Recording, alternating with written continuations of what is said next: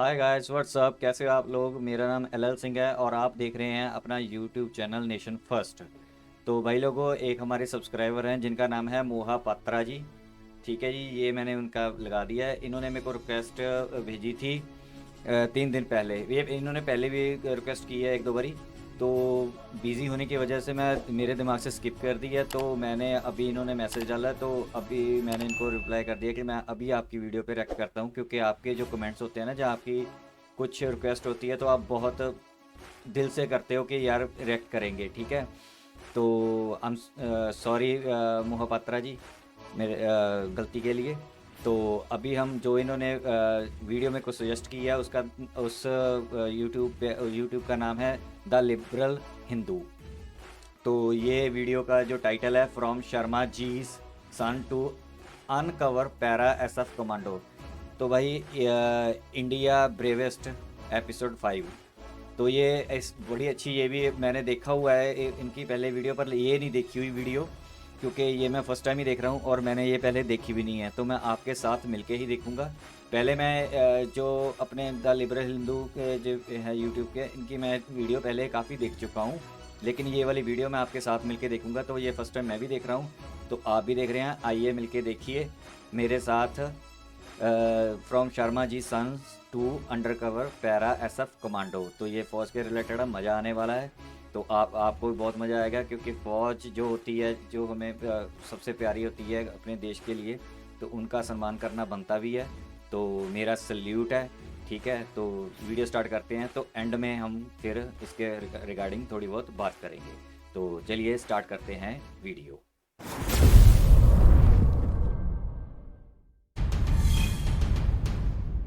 शोपियां के पास घने जंगलों के किनारे बने एक वीरान से घर में आज की दोपहर कुछ दबी दबी सी चहल पहल हो रही है। इस घर की रसोई में एक जवान लड़का अपने कंधे पर AK-47 राइफल लटकाए एक स्टोव पर कहवा उबाल रहा है। साथ वाले कमरे में चारपाई पर 2 आदमी बैठे हैं और इनकी राइफल्स दीवार के सहारे फर्श पर खड़ी हुई हैं। ये दोनों सिगरेट पीते पीते एक दूसरे से कुछ फुसफुसा रहे हैं कि तभी वो तीसरा लड़का ट्रे में 3 कप कहवा लिए कमरे में दाखिल होता है। चारपाई पर बैठे दोनों आदमी ट्रे से अपने अपने कप्स उठा लेते हैं और गर्मा गर्म कहवा के घूंट भरने लगते हैं। चारपाई पर बैठे ये दोनों आदमी कोई आम लोग नहीं, बल्कि साउथ कश्मीर में आतंक का पर्याय बन चुके हिजबुल के जाने माने आतंकी अबू तोरारा और अबू सब्जार हैं। तोरारा और सब्जार न जाने कितने भारतीय फौजियों की शहादत के लिए जिम्मेदार हैं और कई सालों से इंडियन आर्मी की मोस्ट वांटेड लिस्ट में सबसे ऊपर हैं। तीसरा लड़का जो इनके लिए कहवा लेकर आया है, इसका नाम है इफ्तिकार भट्ट। ये हिजबुल में नया नया भर्ती हुआ है। 6 फुट 2 इंच के इस लड़के का ज्यादातर मुंह दाढ़ी से ढका हुआ है। लंबे बाल कंधों पर गिर रहे हैं और चेहरे पर कोई भाव नहीं है। ये ना ही कुछ बोल रहा है और ना ही तोरारा और सब्जार की बातों में कोई खास दिलचस्पी दिखा रहा है। 2 हफ्ते पहले इफ्तिकार भट्ट जब तोरारा और सब्जार के पास आया था तो उन्होंने ये पूछना जरूरी नहीं समझा था कि भट्ट उन्हें कैसे जानता है, क्योंकि साउथ कश्मीर का बच्चा बच्चा इन दोनों को जानता था। इस इलाके से हिजबुल में भर्ती होने के लिए किसी को भी इन्हीं के पास आना पड़ता था।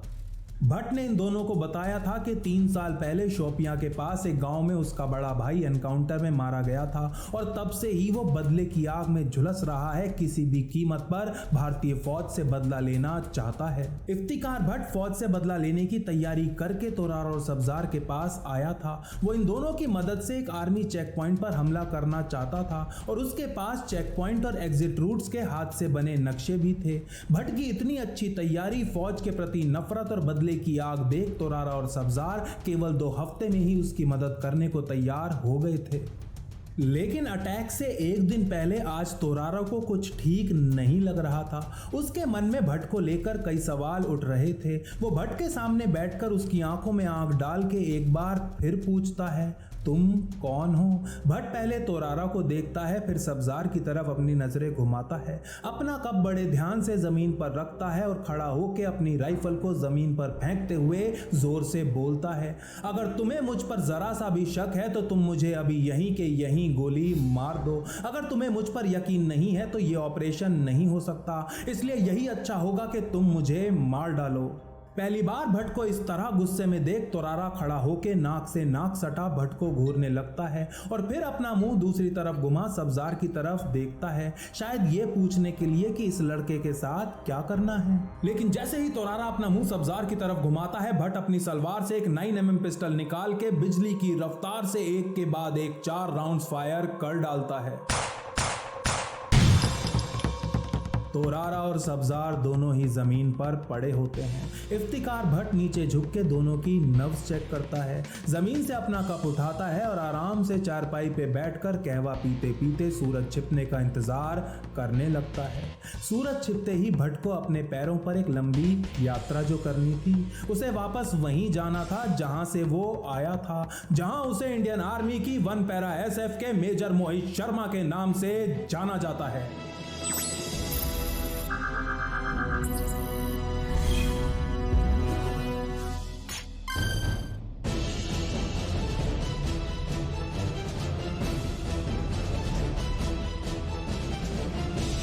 नमस्कार, जय मां भारती। मेजर मोहित शर्मा के इस हुलिये के कारण उनके साथी अक्सर मजाक में उन्हें चिढ़ाते हुए कहते थे, अबे साले अगर तूने अपना हुलिया नहीं बदला तो एक दिन तू खुद ही आर्मी के हाथों धरा जाएगा। मेजर मोहित शर्मा हर बार हंसते हुए बस एक ही जवाब देते थे, मर जाऊंगा लेकिन कभी पकड़ा नहीं। इस अंडरकवर ऑपरेशन के 2 महीने बाद मेजर मोहित शर्मा गाजियाबाद अपने घर वापस आते हैं। उनका बड़ा भाई मधुर शर्मा उन्हें लेने के लिए गाजियाबाद स्टेशन पर आता है। मोहित की ट्रेन स्टेशन पर आ जाती है और धीरे धीरे करके पूरी खाली भी हो जाती है, लेकिन मोहित कहीं दिखाई नहीं पड़ता। मधुर ट्रेन के अंदर चढ़ता है और एक एक करके सारी बोगियां छान मारता है, लेकिन मोहित का कहीं अता पता नहीं। मधुर शर्मा परेशान होकर पूरे प्लेटफॉर्म पर अपने भाई को ढूंढ ही रहा होता है कि तभी अचानक पीछे से आवाज आती है, ओए भाई पहचाना नहीं क्या? मधुर अपने छोटे भाई को लंबी दाढ़ी, लंबे लंबे बाल और कश्मीरी फेरान में देखकर अवाक रह जाता है। मेजर मोहित के पिता राजेंद्र शर्मा और माता सुशीला शर्मा दोनों ही मिडिल क्लास कामकाजी लोग थे और हर मिडिल क्लास माँ बाप की तरह वो भी यही चाहते थे कि उनके बेटे इंजीनियरिंग जैसी कोई डिग्री करके अच्छी सी नौकरी करें, घर बसाएं और उन्हें पोते पोतियों का सुख दें। लेकिन स्कूल के दिनों से ही मोहित का मन तो कहीं और लगा हुआ था। 1995 में दिल्ली पब्लिक स्कूल से अपनी पढ़ाई पूरी करने के बाद मेजर शर्मा ने महाराष्ट्र के श्री संत गजानन कॉलेज ऑफ इंजीनियरिंग में एडमिशन ले लिया था, लेकिन जाने से पहले उन्होंने NDA का एग्जाम भी दिया था। जब रिजल्ट आया तो वो महाराष्ट्र के शेगांव में इंजीनियरिंग पढ़ रहे थे। उनका सिलेक्शन हो चुका था, लेकिन उनके माता पिता ने उनसे ये बात छुपाकर रखी थी। लेकिन मिस्टर एंड मिसेज शर्मा शायद ये नहीं जानते थे कि उनके बेटे को फौज का कीड़ा बहुत बुरी तरह काट चुका है। वो खुद UPSC फोन करके पता कर लेते हैं कि उनका सिलेक्शन हो गया है और एक दिन अचानक अपना सारा सामान लेकर NDA का मेडिकल देने के लिए महाराष्ट्र से गाजियाबाद अपने घर आ धमकते हैं। उनके माता पिता बेटे को मनाने की लाख कोशिशें करते हैं, लेकिन मेजर शर्मा अपना मन बना चुके थे। मेजर मोहित शर्मा का मेडिकल 1 हफ्ते बाद दिल्ली में होने वाला था, लेकिन उनके सामने एक बहुत बड़ी प्रॉब्लम थी। उनका वजन कट ऑफ से 6 किलोग्राम कम था और इसकी पूर्ति करने के लिए उनके पास केवल 4 हफ्ते का ही समय था। मेजर शर्मा अपनी डाइट में कई लीटर दूध, हाई प्रोटीन खाना और दर्जन भर केले रोजाना लेना शुरू कर देते हैं और 4 हफ्ते में 8 किलो वजन भी बढ़ा लेते हैं। NDA में मेजर शर्मा एक ऑलराउंडर कैडेट की तरह उभर कर सामने आते हैं और उन्हें बॉक्सिंग, घुड़सवारी और तैराकी में ट्रॉफीज फॉर एक्सीलेंस भी मिलती हैं। 3 साल NDA में और 1 साल IMA देहरादून में गुजारने के बाद 1999 में मेजर मोहित शर्मा ग्रेजुएट कर जाते हैं। 11 दिसंबर 1999 को मेजर मोहित शर्मा को देश की सबसे पुरानी रेजिमेंट्स में से एक मद्रास रेजिमेंट की 5th बटालियन में 2nd लेफ्टिनेंट के तौर पर कमीशन कर दिया जाता है। NDA के दिनों से ही मेजर मोहित शर्मा के केवल 2 ही सपने थे, पहला पैरा SF में जाना और दूसरा कश्मीर में सर्व करना। इनमें से एक सपना जल्द ही पूरा होने वाला था। साल 2000 के मध्य में मेजर मोहित शर्मा की यूनिट को पुंछ राजौरी सेक्टर में 35 राष्ट्रीय राइफल्स की काउंटर इंसर्जेंसी फोर्स के अंडर ऑपरेट करने के लिए भेज दिया जाता है। इस दौरान major Mohit Sharma para SF units के कई ऑफिसर्स के संपर्क में आते हैं और पैरा SF में जाने के लिए उनकी गाइडेंस भी लेते हैं। देश के सबसे दुर्लभ सेक्टर्स में मेजर शर्मा फुट पेट्रोल से लेकर recon missions, high altitude cordon and search mission से लेकर फुल ब्लॉन टेरर हंट्स, सभी प्रकार के काम पूरी तन्मयता के साथ करते हैं। 13 दिसंबर 2001 के दिन मेजर मोहित शर्मा कश्मीर में ही ड्यूटी कर रहे थे जब एक दिल दहला देने वाली खबर उन्हें मिलती है। जेईएम और एलईटी के 5 आतंकियों ने देश की संसद पर हमला कर दिया था। दुनिया के सबसे बड़े प्रजातंत्र के राजनीतिक मंदिर में आतंकियों की गोलियों ने कहर बरसा दिया था और जब यह कहर रुका तो दिल्ली पुलिस, पार्लियामेंट सिक्योरिटी और एक माली समेत 9 लोग शहीद हो चुके थे। इस हमले के जवाब में इंडियन आर्मी ने एलओसी पर ऑपरेशन पराक्रम लॉन्च कर दिया था और मेजर मोहित शर्मा की यूनिट भी इस ऑपरेशन का हिस्सा बनी थी। इसी ऑपरेशन के दौरान मेजर शर्मा रजौरी सेक्टर में एक काउंटर इंसर्जेंसी ऑपरेशन सफलतापूर्वक लीड करते हैं और इसके लिए उन्हें आर्मी चीफ से chief of army staff commendation भी मिलता है।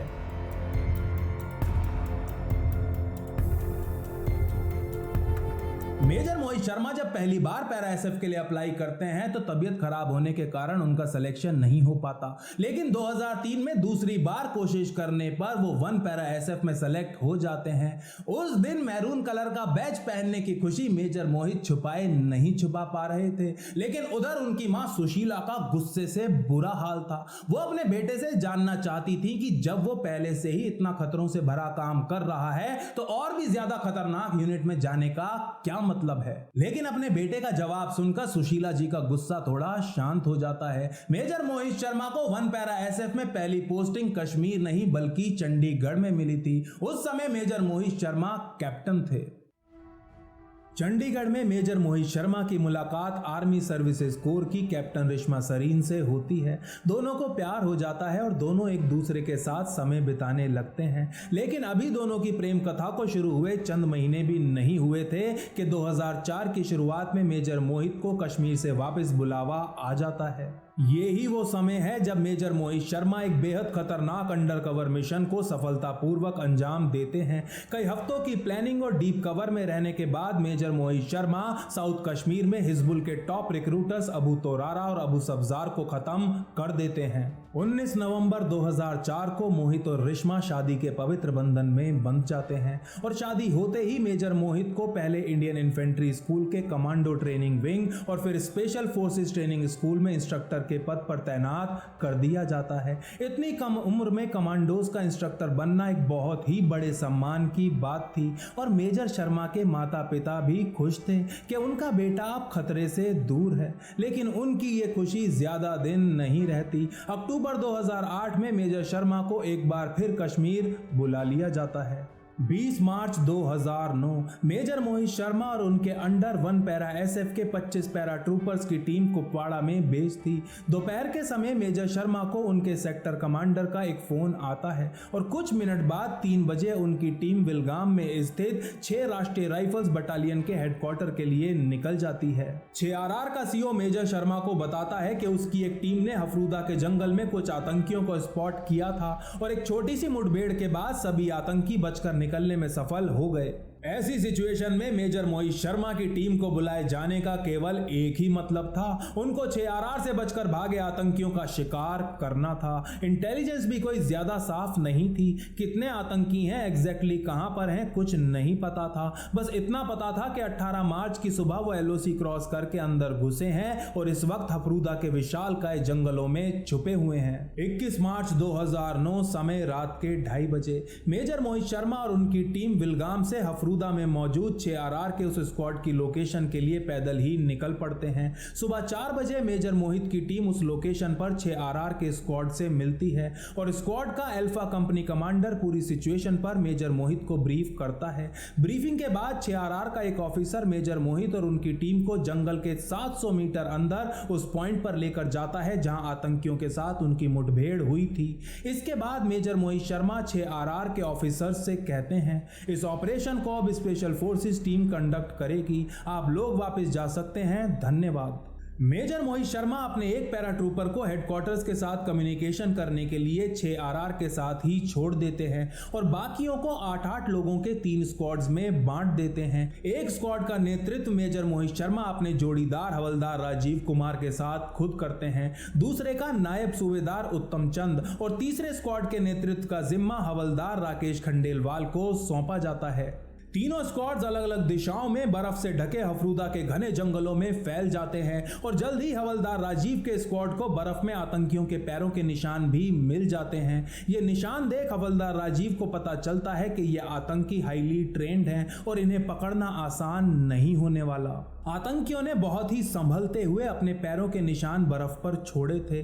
उनमें से जो भी आदमी सबसे आगे चल रहा था, बाकी सब उसी के द्वारा बनाए गए निशानों पर ही अपने कदम रख रहे थे, जिससे कि उनके पीछे पड़ी फौज सही से उनकी संख्या का अंदाजा ना लगा पाए।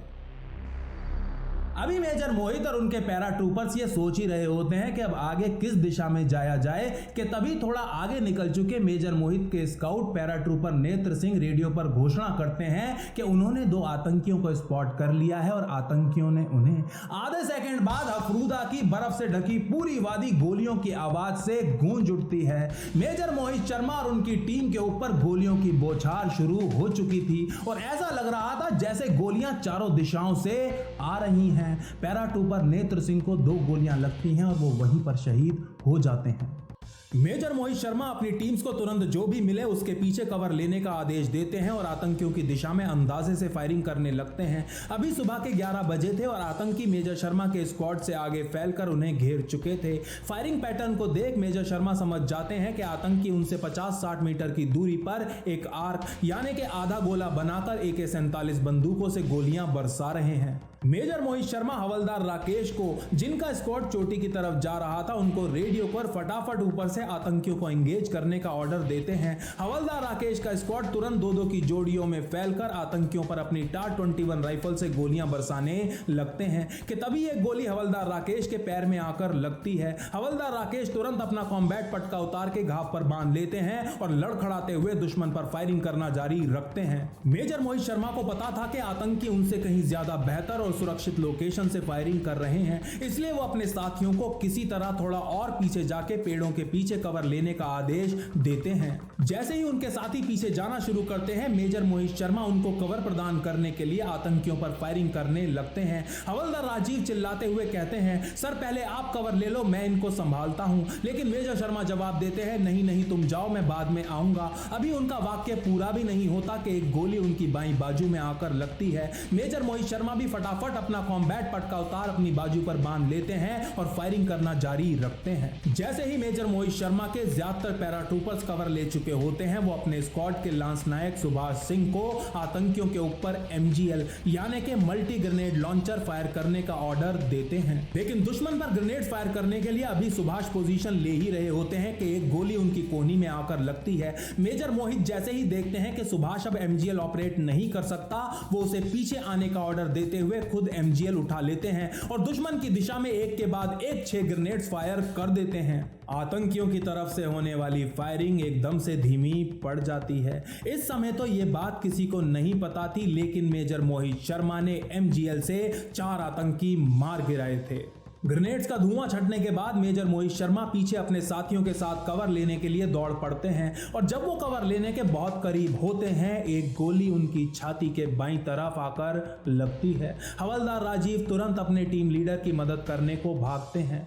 मैं ठीक हूं राजीव, ये ज्यादा बड़े घाव नहीं है, तुम उन पर गोलियां चलाते रहो, एक भी आतंकी बचकर नहीं निकलना चाहिए। ये कहते हुए मेजर मोहित शर्मा हवलदार राजीव को वापस भेज देते हैं। इतने में नायक सूबेदार उत्तम चंद का स्क्वाड ऊंची जमीन पर पहुंच आतंकियों पर फायर करने लगता है। एक भी आतंकी को भागने नहीं देना, उन पर फिर से गोलियां चलाओ। पीले पड़ते मेजर मोहित शर्मा बुलंद आवाज में उत्तम चंद के स्क्वाड को ऑर्डर देते हैं और खुद अपने एक ही हाथ से फायरिंग करते रहते हैं। वो आखिरी दम तक यही बोलते रहे, मैं ठीक हूं, बाकियों को देखो। हवलदार राजीव आज भी उस दिन को याद करते हुए रो पड़ते हैं। उनके अनुसार उस दिन मेजर मोहित शर्मा के केवल 2 ही ऑब्जेक्टिव्स थे, एक भी आतंकी को बचकर ना निकलने देना और अपने साथियों की जान बचाना। देर शाम तक 1 पैरा SF के और भी कई स्क्वाड्स वहां पहुंच जाते हैं। हेलीकॉप्टर से मेजर मोहित शर्मा को श्रीनगर के 92 बेस हॉस्पिटल ले जाया जाता है, जहां अगली सुबह उन्हें शहीद घोषित कर दिया जाता है। हवलदार राजीव कहते हैं कि मोहित सर को अपने कंधों पर हेलीकॉप्टर तक ले जाना मेरी जिंदगी का सबसे भारी बोझ था।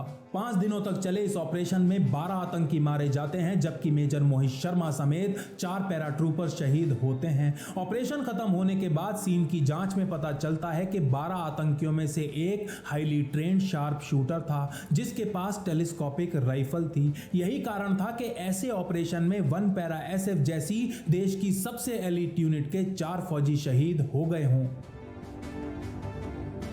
इसी दिन यानी कि 21 मार्च 2009 की देर रात 1000 किलोमीटर दूर गाजियाबाद में मिस्टर एंड मिसेस शर्मा के घर का फोन बजता है। मेजर मोहित के पिता फोन उठाते हैं तो लाइन की दूसरी तरफ 2 ऑफिसर्स थे जो अभी के अभी शर्मा निवास आना चाहते थे।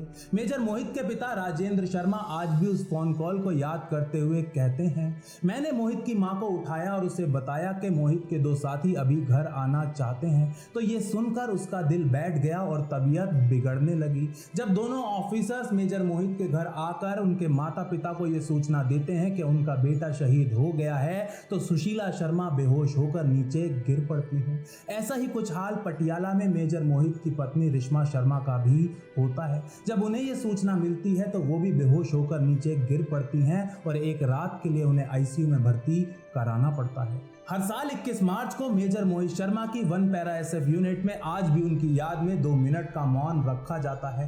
आज 10 साल बाद भी पूरी पैरा एसएफ यूनिट में एक भी फौजी ऐसा नहीं है जिसने मेजर मोहित शर्मा के अफरूदा ऑपरेशन और इफ्तिकार भट्ट के उस अंडरकवर मिशन के बारे में ना सुना हो। मार्च 2004 में जिन दिनों मेजर मोहित शर्मा अबू तोरारा और अबू सब्जार वाले उस अंडरकवर ऑपरेशन की तैयारियां कर रहे थे, उन्हीं दिनों उनका एक साथी ऑफिसर उन्हें पीछे से आवाज मारते हुए कहता है, और भाई मोहित कैसा है? अपनी लंबी सी दाढ़ी को एक चेक वाले स्कार्फ से ढके मेजर मोहित शर्मा पीछे मुड़ते हैं और कहते हैं, मोहित नहीं, मुझे इफ्तिकार कहो।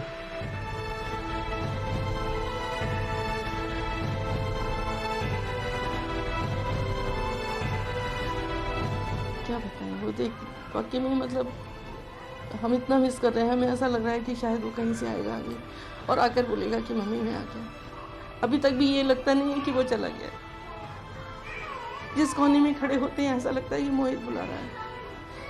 कोई चीज़ भी बनाते हैं तो जो उसके शौक की है वही लगता है कि कैसे कहाँ दे के आए हम लोग। और मतलब कोई टाइम नहीं जाता, सुबह उठते हैं तो उसकी याद आती है, शाम होती है तो हम एक टाइम बहुत रोते हैं।